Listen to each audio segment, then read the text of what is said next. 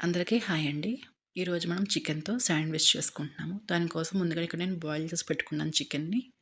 దాంతో పాటుగా medium size ఉల్లిపాయ, యెల్లో రెడ్ క్యాప్సికమ్, బాయిల్ చేసుకున్న స్వీట్ కార్న్, దాంతో పాటుగానే ఒక teaspoon chilli flakes, pepper powder, ఒక టీ స్పూన్ సోయా సాస్, పెద్ద టేబుల్ స్పూన్ మైనస్, కొద్దిగా ఉప్పు, కొంచెమంత కొత్తిమీర వేసేసుకొని మొత్తం ఒకసారి కలిపేసుకొని మనం పక్కన పెట్టుకోవాలి. మన ఫిల్లింగ్ అయితే రెడీ అయిపోయిందండి.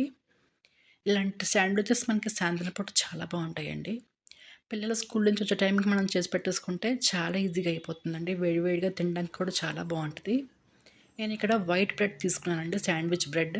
మీకు కావాలనుకుంటే బ్రౌన్ బ్రెడ్ కానీ, లేకపోతే మల్టీగ్రెయిన్ బ్రెడ్ కానీ, లేదంటే వీట్ బ్రెడ్ కానీ తీసుకోవచ్చు. ఇక్కడ నేను తవ మీద రోస్ట్ చేసుకుంటున్నానండి. మీకు కావాలనుకుంటే శాండ్విచ్ మేకర్‌లో గానీ, లేకపోతే ఓవెన్‌లో కూడా మీరు చేసుకోవచ్చు. అంతేనండి. మన వేడివేడిగా చికెన్ శాండ్విచ్ అయితే రెడీ అయిపోయిందండి. చాలా అంటే చాలా టేస్టీగా ఉంది. మీరు ట్రై చేసి నాకు చెప్పండి ఎలా వచ్చిందో. థాంక్స్ ఫర్ వాచింగ్ అండి. Thank you so much.